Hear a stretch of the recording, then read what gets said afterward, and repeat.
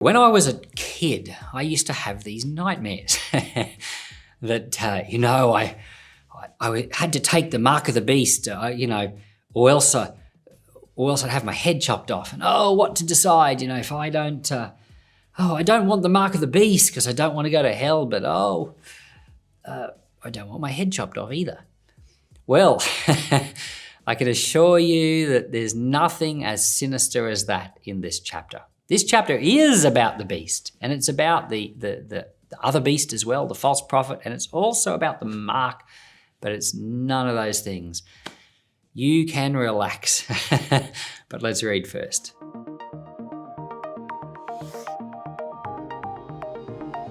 Then I stood on the sand of the sea. I saw a beast coming up out of the sea, having 10 horns and 7 heads. On his horns were 10 crowns, and on his heads blasphemous names. The beast which I saw was like a leopard, and his feet were like those of a bear, and his mouth like the mouth of a lion. The dragon gave him his power, his throne, and great authority. One of the heads looked like it had been wounded fatally. His fatal wound was healed, and the whole earth marvelled at the beast. They worshipped the dragon because he gave his authority to the beast, and they worshipped the beast, saying, "Who is like the beast? Who is able to make war with him?" A mouth speaking great things and blasphemy was given to him.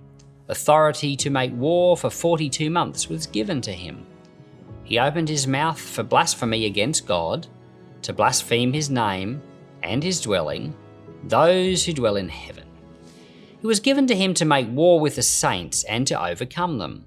Authority over every tribe, people, language, and nation was given to him.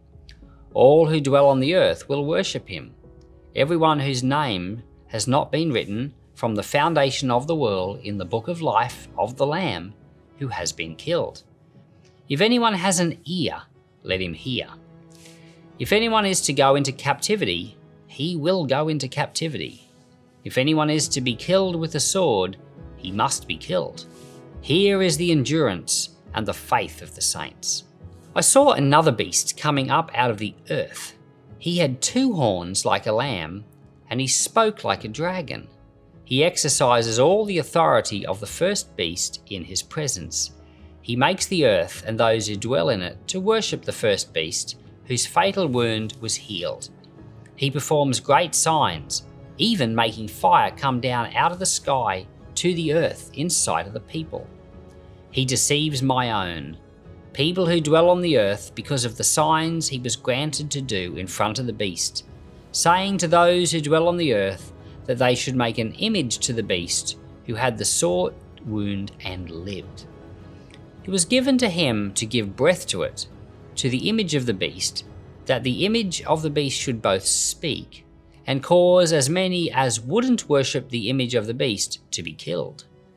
He causes all the small and the great, the rich and the poor, and the free and the slave to be given marks on their right hands or on their foreheads, that no one would be able to buy or sell unless he has that mark, which is the name of the beast or the number of his name. Here is wisdom. He who has understanding, let him calculate the number of the beast, for it is the number of a man. His number is 666. Well, we have now come to one of the most interesting and most discussed parts of the book of Revelation. So this is the chapter with the beasts and the mark of the beast. I remember as a kid, we went on holidays and we were in Tuncurry Foster in New South Wales, and there was this morning we woke up on our holidays and we looked out the window and there was a kind of a structure in front of us, and in the middle of the night some hoodlum had come along with a big can of spray paint and has spray painted 666 all over this thing, and it was how terrible. The place where we were having holidays, they had to send out the workmen to paint it all and make it nice, and such an attention-getting thing, this mark. I thought it was the mark of the beast. Well, I think some different things these days, and we'll explain all of that shortly. But I want to talk about three things in this chapter: the beast out of the sea, the beast from the land, and then the mark of the beast. These three things. And there are really clear answers to what these three things are.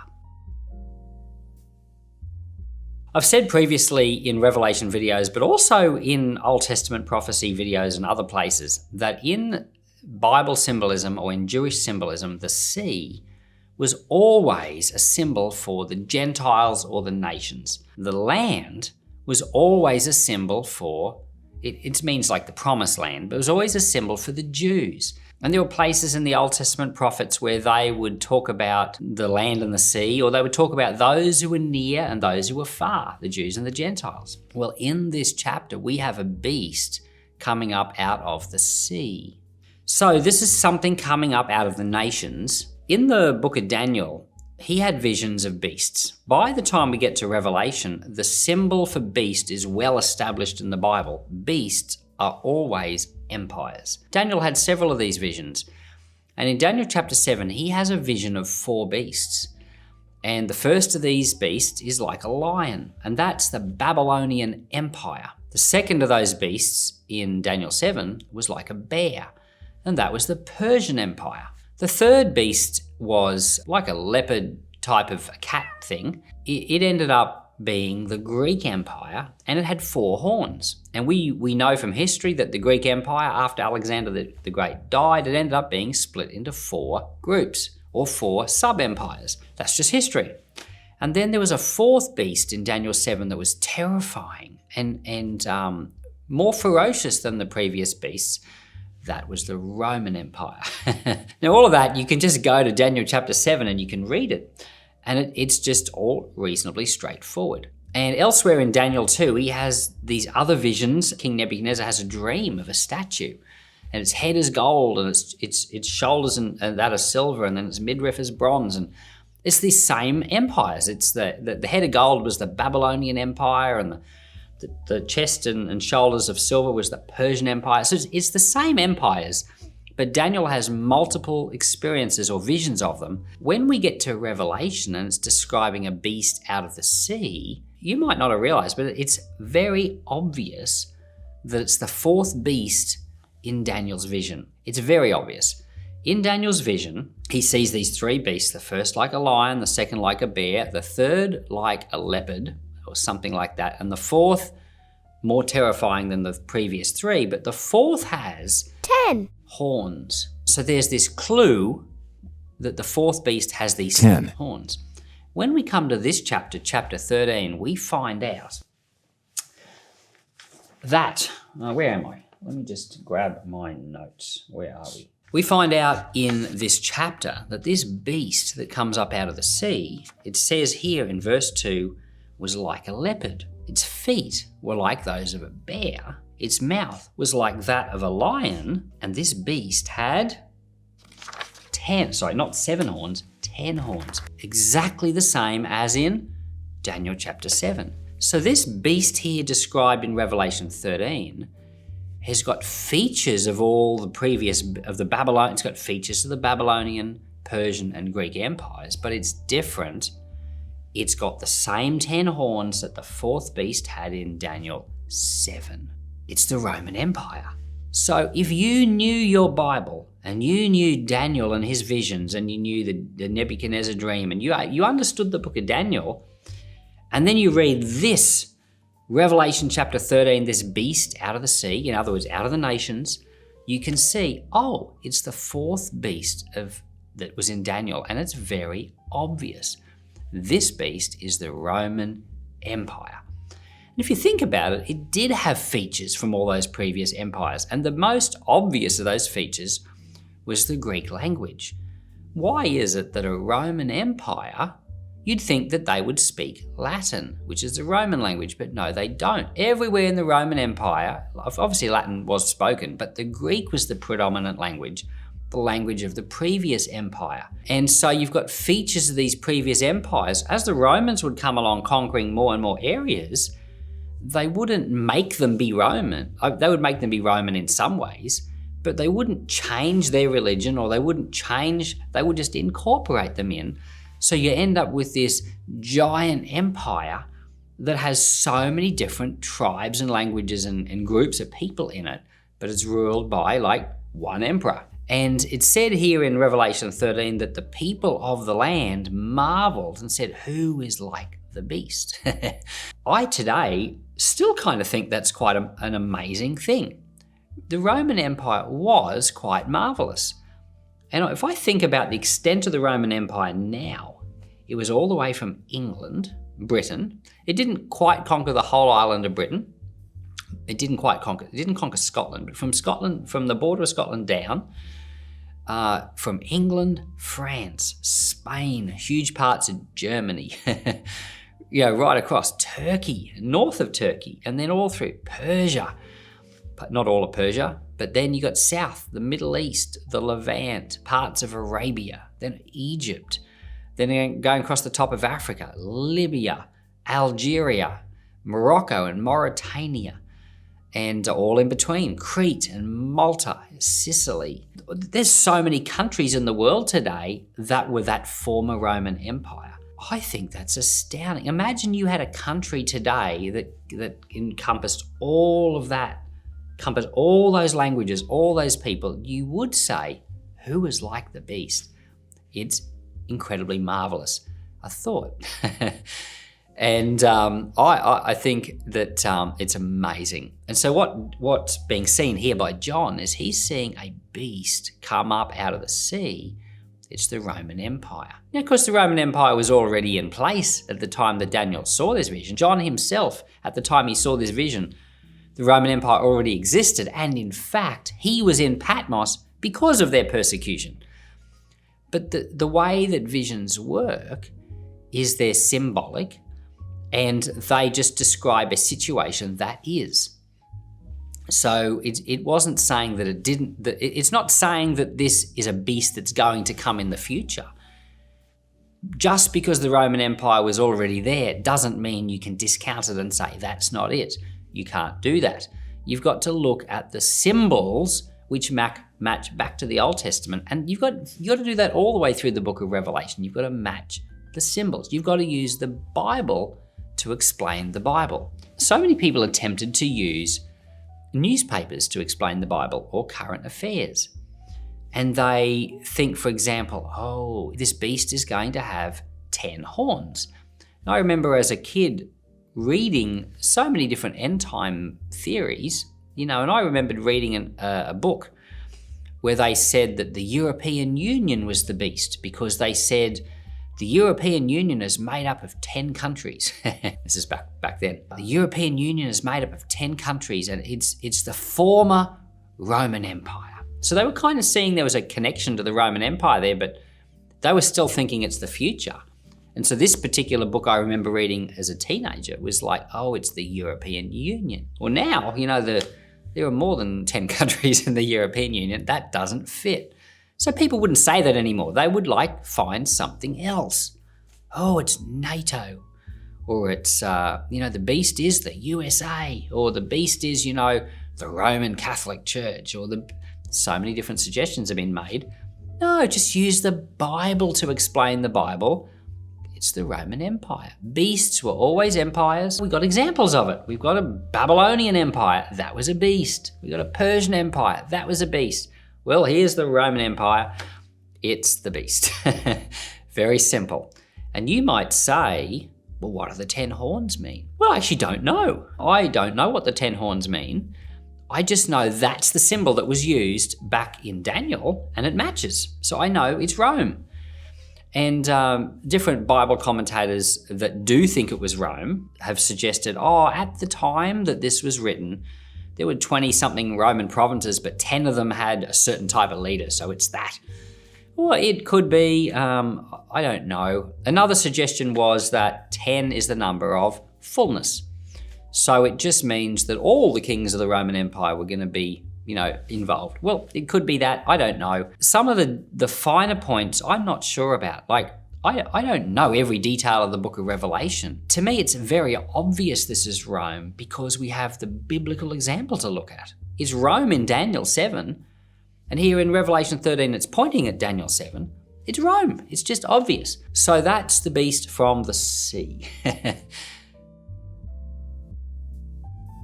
Well, what about the beast from the land? This is an interesting one, and this is harder to convince people of, although I'm fully convinced of it. In the same way that sea is always a symbol for nations, the land was always a symbol for the Jews, or the promised land, or, Jerusalem. The Jews and the Gentiles, it was always the Jews. Now, in a lot of Bible translations, I've mentioned this before on other chapters, but they don't translate it as land, they translate it as earth. And that's a mistake. There's so many times in the book of Revelation where it's translated earth, and it gives the feeling that it's about the whole world.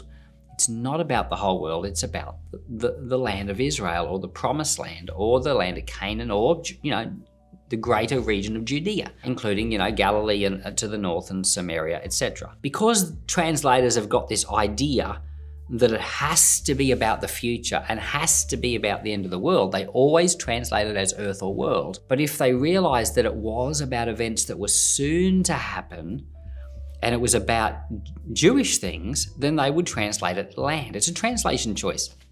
So we have a beast that comes out of the land. We have a beast that comes out of Judaism, not a beast that comes out of somewhere else in the world, a beast that comes out of Judaism. And in fact, the beast is Judaism. This is the beast from the land. It says that the beast had 2 horns. Now, I don't know what the 2 horns are. I kind of was guessing. I thought maybe it's the Pharisees and the Sadducees. I don't know. That's just a guess. But this beast, it says this beast from the land, it did some things which don't sound very much like Judaism, but it is. It says that it made an image. And, we know that the Jewish people were so against images. They would never have made an image. And in fact, if you read Josephus, there's times when different rulers like Herod, he put up an eagle, not even in the temple, but kind of like out a bit near the entrance to the temple. And that fuss that was made over that eagle, a symbol of Rome, it was like an idol to the Jews, so that you couldn't have an image. It definitely does not sound Jewish to make an image, but it is. It says that this beast from the land, which is also called the false prophet, it said that this false prophet deceived people and caused them to worship the other beast. And you say, well, that definitely doesn't sound like Judaism. You're right, it doesn't. I agree. I thought about this a lot, and I realize it is Judaism. Because the image that they made was not a physical image. In the Old Testament, the people of Israel, the Lord's chosen people, they struggled with idolatry. We've been through all the Old Testament books. They would worship Baal, worship Asherah. The prophets would come and rebuke them for their idolatry, put the idols away. And that's, of course, why they're so strong about not having idols at the point of this second temple. But there were other times that idolatry was not a physical thing, but was a heart thing. You know that when you and I'm a pastor, I've preached about idolatry in churches, and I never told people to put away their idol. I mean, I told them to put their idols away, but I never told them to put away their images. But their idols, or their idolatry, was the things they love other than God. So there were things that people love other than God. You could say they make an image to it, and they worship that image, but the image is all in their mind. So they hold up, for example, a sporting hero. Ronaldo. Some people really love Ronaldo. He's a soccer player. And in them, their room is covered with posters. There's not an image like a statue, but there's definitely an image that's being worshipped. Now you might say, well, they're not bowing down and worshipping it. True, but Ronaldo gets worship from people because people love him so much. He takes up their thoughts and their attention. There's posters up in their room, which is kind of like an image. Well, that's just one example. People worship all sorts of things. There's sports. There's women love their clothes. They love their looks and their appearances and their nails. Men love their jobs and their money and their careers and their stock portfolios. They worship it. They check the newspaper or they check the iPad every day to check the stock price. They're bowing down to it. So there are lots of things you can do without worshipping them because your heart doesn't go after them. But there is definitely an image you can set up in your mind at least, which you go after and you worship it, but it's not the real God. In fact, it's idolatry.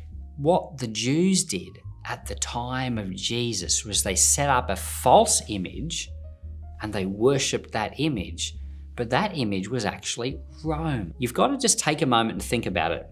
When Jesus came along, he was the Messiah. Jesus was the Messiah. And there were people that recognized he was the Messiah. In fact, there was more than 1 million of them. On the day that Jesus rode into Jerusalem on the donkey, more than 1 million of them recognized he's the Messiah. Blessed is he who comes in the name of the Lord. But the Jews, the Pharisees in particular, the Pharisees and the Sadducees, the Sanhedrin, a smaller group of people, refused to accept him as the Messiah. They were worried that their nation was going to be destroyed and that Rome would crush them.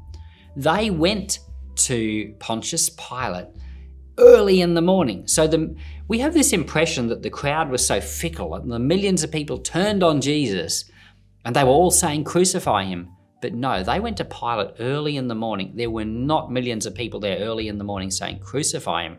There was a crowd, but not that giant crowd that was there on the day that Jesus rode in. And they had their Messiah crucified, and instead they wanted a form of Judaism that did not involve Jesus, or another way of looking at it, it did not involve God. It was a false religion. Now, it's kind of weird to say that the Judaism of the time of Jesus was a false religion, but that's what it was.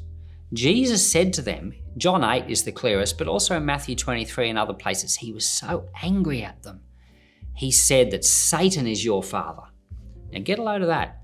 Jesus looks at the Pharisees and Sadducees, and in his mind, Satan is their father. They're not worshipping God, they're worshipping Satan. In the way that Jesus understands it, this is a false religion. Jesus says to them, they say to Jesus, we're following Moses. And Jesus says, no, you're not. If you knew Moses, you would know me. In other words, a real Jew would know Jesus. And the fact is that there were millions of real Jews that did. There were lots of Jews that knew that Judaism was corrupt. In fact, there was a whole group of Judaism that broke away called the Essenes. The Essenes removed themselves from Jerusalem and they went out into the desert, and they refused to go to the temple, even though in theory it was God's temple. But to them it was polluted and unclean, and they referred to the high priest as the wicked high priest. This is all history. The Dead Sea Scrolls discovered all of their writings. They knew that the temple was corrupt, and John the Baptist knew it too. When John the Baptist came, he was baptizing for repentance. Why did they have to repent if they weren't doing anything wrong? No, but these Jewish people knew there was something wrong, and they were being baptized by John for repentance. And the scriptures tell us that anyone who was baptized by John was able to accept Jesus. You see, they were real Jews. I'm not talking about ethnic Jews here. I'm talking about the type of real Jew that had faith in the Lord. But there were these other Jews, the ethnic Jews, but they were following a type of Judaism that excluded Jesus, excluded the Messiah. According to Jesus, they were following Satan. That's an image of that's a false religion right there. They were worshipping something false. And here in Revelation 13, it says that this beast from the land, or this beast out of Judaism, set up an image, set up a false way of worship, and it deceived people so that they worshipped the other beast. Now you might say, how? How are they worshipping the other beast? You could say, well, I can see how they're worshipping a kind of a false religion, but how are they worshipping this other beast? Here's how. Rome endorsed that temple. Rome endorsed that worship system, and they knew that to keep their system going, they had to keep Rome happy. So they actually had to pay homage to Rome.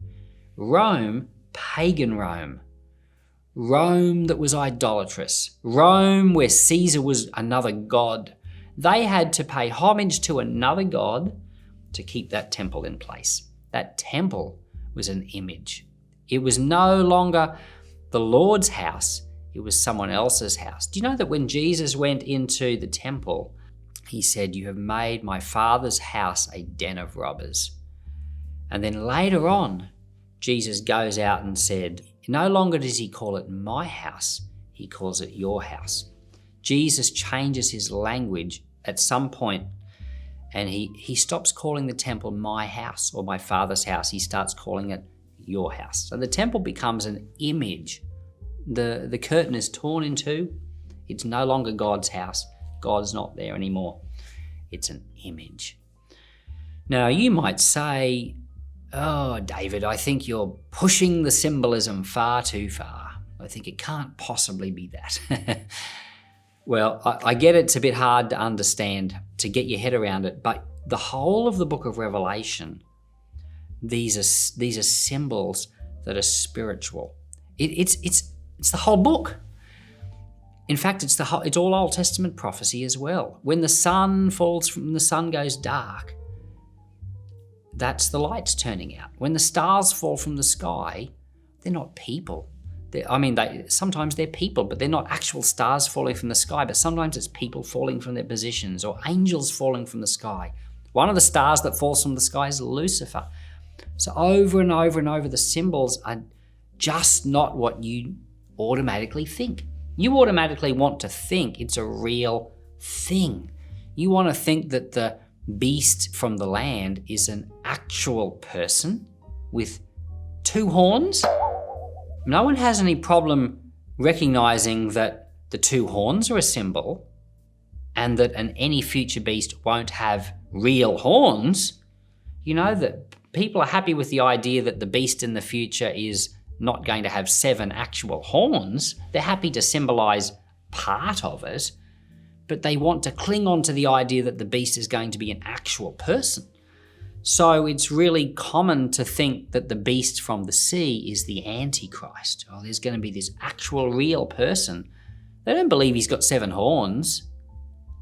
But that's what I'm saying. You can't take a part of the analogy and say that part's a symbol of like some other thing, but this part's a real person. You can't do that. It's consistent. The whole thing, all of the aspects are a symbol of something, and we use the Bible to understand it. The symbol of the land was a symbol from the Middle East, from Greater Judea. This is a false prophet that comes out of Jerusalem. And there's no greater false prophet than the people that said, Jesus is not God, don't worship him. And it's in the time that the Roman Empire, which is the other symbol, is persecuting. It matches. You've got these two beasts that are working together. You've got the Roman Empire, and you've got the Sanhedrin and the Jews, the Pharisees and the Sadducees. Not all Jews, because there were so many Jews that loved Jesus. We have to be so careful, because we're not against Jews. No, but there were some Jews at that time that were against Jesus, and there was this beast that rose up and worked in conjunction with Rome to kill Jesus, and then later on it worked in conjunction with Rome to kill St. James, to kill Stephen, the deacon, to kill the Lord's brother James, and to try to kill Paul multiple times. And they're the 4 that we know of, but other people like Antipas killed. Like this beast from the land was after the church, trying to kill them, but it also deceived many Jews and caused them to worship this false image. These two beasts were working in conjunction, and there was a mark of the beast. And so this is the third point I want to make in this video. It says here that this mark was the mark of a man.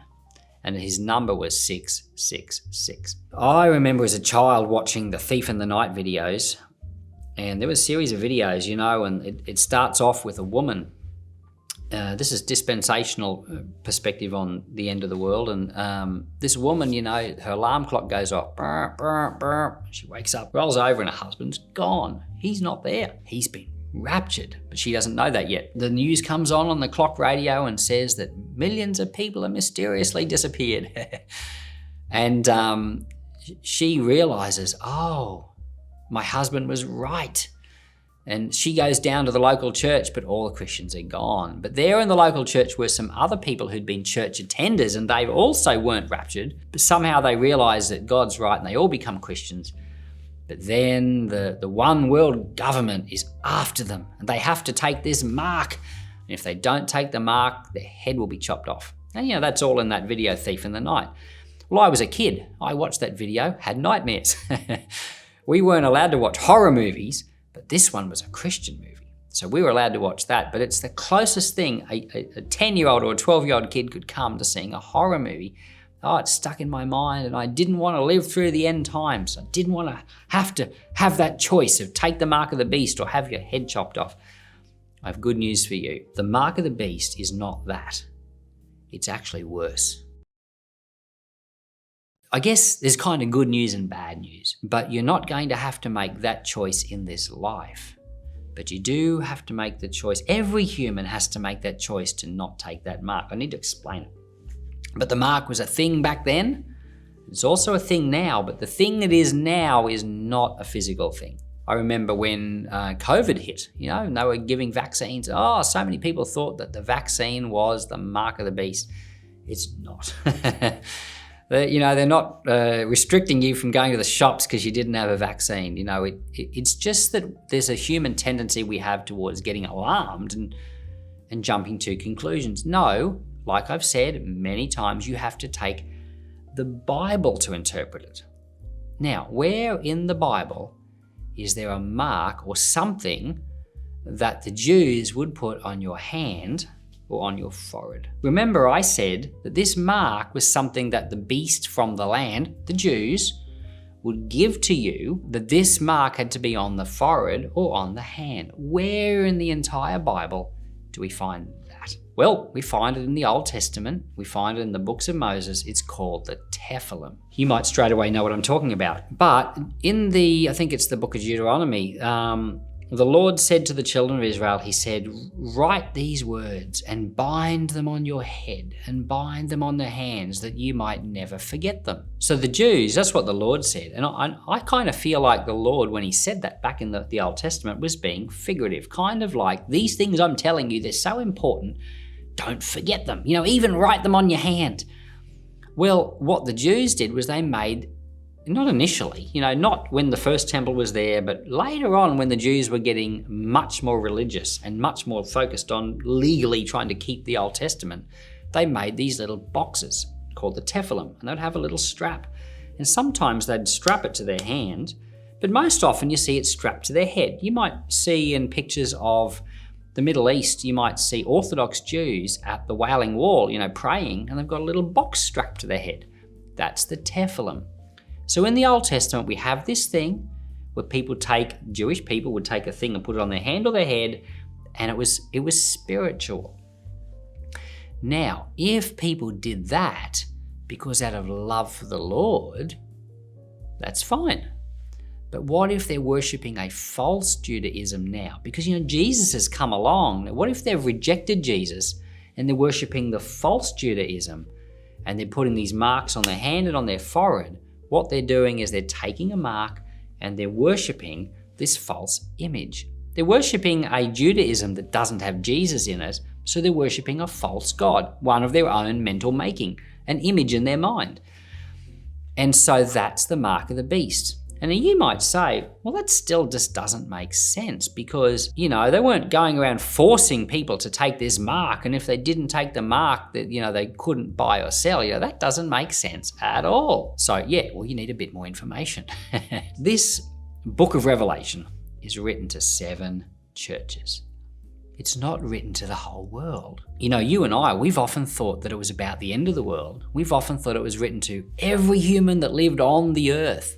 But no, it wasn't written to every human that was on the earth. It's written to 7 churches in the province of Asia, which is part of the Roman Empire, not Asia like India and China. So in Asia, in the Roman Empire, were these 7 churches, you know, Ephesus and Smyrna and Thyatira, Pergamum, Sardis, and Philadelphia and Laodicea. Those 7 churches happened to be in the most Jewish part of the Roman Empire. I mean, outside of Jerusalem.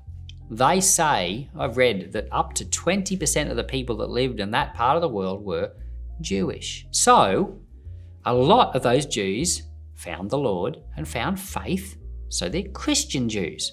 But then there's a heap of other Jews that did not find the Lord and did not find faith, and they were persecuting the other Jews. I've talked many times about this kind of like a Jewish civil war, but kind of a one-sided civil war where one of the brothers persecutes the other brother. And so there's this antagonism going on. And when you read those 7 letters to the 7 churches back in Revelation 2 and 3, you see it there. You see the synagogue of Satan, those who say they're Jews, but they're not. Why do they say they're Jews, but they're not?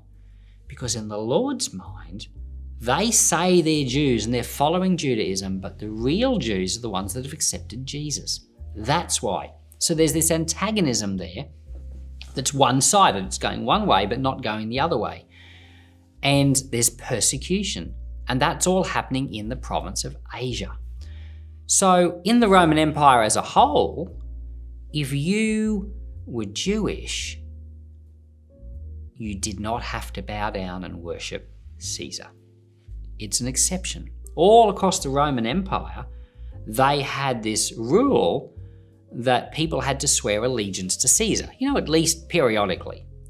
And there were certain places like marketplaces where you could go and they wouldn't let you buy or sell, this is in Asia, unless you had like a labellum, like a certificate that said you'd bow down and worship Caesar. You'd show your certificate, they'd stamp your hand and you could buy and trade and sell like normal. That was fine. There was an exception if you were Jewish. So if you were Jewish, if you had taken, faith in this other type of Judaism, you were excluded from having to worship Caesar, but you're actually worshipping Rome in this other type of way. You're worshipping a false image that swears allegiance to Caesar. So if you were a Christian, in the province of Asia, you had a choice. You could refuse to take the mark. In other words, you could say, I am not worshipping Caesar, but you couldn't go to the marketplace. Now, this isn't all over the whole Roman Empire. This isn't even in every part of Asia, but this was in certain parts of Asia. It was difficult. And the Lord said to churches like the church of Smyrna, hold on. You're going to go through trouble for 10 days. And that might have been, say, 10 years. I don't know, a period of time, a short period of time. But be faithful. The Lord said to Philadelphia, be faithful. I'm going to preserve you from the hour of trial, for this period of difficulty. Those 7 churches were going through difficulty. The Lord said to the Laodiceans, he said, buy from me gold refined in the fire. In other words, go through the difficulty. These churches in Asia had persecution in front of them. They had difficulty to face, and part of it was this choice of swearing allegiance to Caesar or not. The temple cult, which was the Caesar worshipping thing, was really strong in Asia, but also the Jewish thing was really strong in Asia. And there was one way, one very easy way that you could get out of swearing allegiance to Caesar and be allowed to trade in the marketplace, was just be a Jew. You could just say, I'm a Jew, and you're excluded. But if you are a Jew, you took the mark. Now you're worshipping the false image, and now you're allowed to go and buy and trade and sell in the marketplace because you're Jewish. But the Lord was saying, don't do that. Don't take that mark. Don't put the tefillin on. No, endure, be faithful, overcome. The way I understand it is the mark of the beast had a very specific meaning for them. It doesn't mean something for us now. There's no like RFID chips, radio frequency ID, or, when you first got these bank cards where you could tap and pay. Boop. Yahoo! It's not that. It's not some kind of universal ID system. It's not the COVID vaccine. It's nothing like that. It was a specific thing for back then, but it's also a spiritual thing. We're going to talk more about this in chapter 14. But in chapter 14, we meet the people who follow the Lamb, and they also have taken a mark, the mark of the Lamb. They were sealed, the seal of the Lamb. We've actually got two groups. We've got a group that are worshipping the false image, and they take a mark of the beast. We've got this other group that are following the Lamb, that's the Lord, and they have been sealed. Actually, it says they've been sealed on their foreheads. So we've got two groups. One group that worships this false religion of Judaism, and one that worships the true religion of Judaism, which is Christianity. It's Judaism with Jesus. We call it Christianity now, but for many years they didn't have a name for it. It says in Acts chapter 14, I think, or it might be Acts 11, it says it was in Antioch they were first called Christians. Well, what were Christians called all those many years before that? Jews, and they still were Jews. They were Jews that believed in Jesus. So we've got these two versions of Judaism, and the followers of those two versions are both sealed or both marked. So there's a spiritual meaning here. And this is why I can say to you today, do not take the mark. I'm not saying don't be a Jew. What I'm saying is don't follow anything other than the Lord. You need to come to the Lord Jesus Christ and take his seal and his mark upon you. In other words, give your mind to him. Give your heart to him. Let him seal you and follow him. But this chapter says that anyone who takes the mark of the beast, or let's say anyone who follows after Satan's worshipping system, their place is in the lake of fire. And if anyone worships Satan, now you might say, well, I'm not worshipping Satan. I'm just a regular person that lives a normal life, and I don't go to church, but I just do what I want to do. Well, if you're not worshipping the Lord, you're worshipping yourself, which is a form of worshipping Satan. So I guess this chapter and the next one together really make it polarized. They really make it black or white.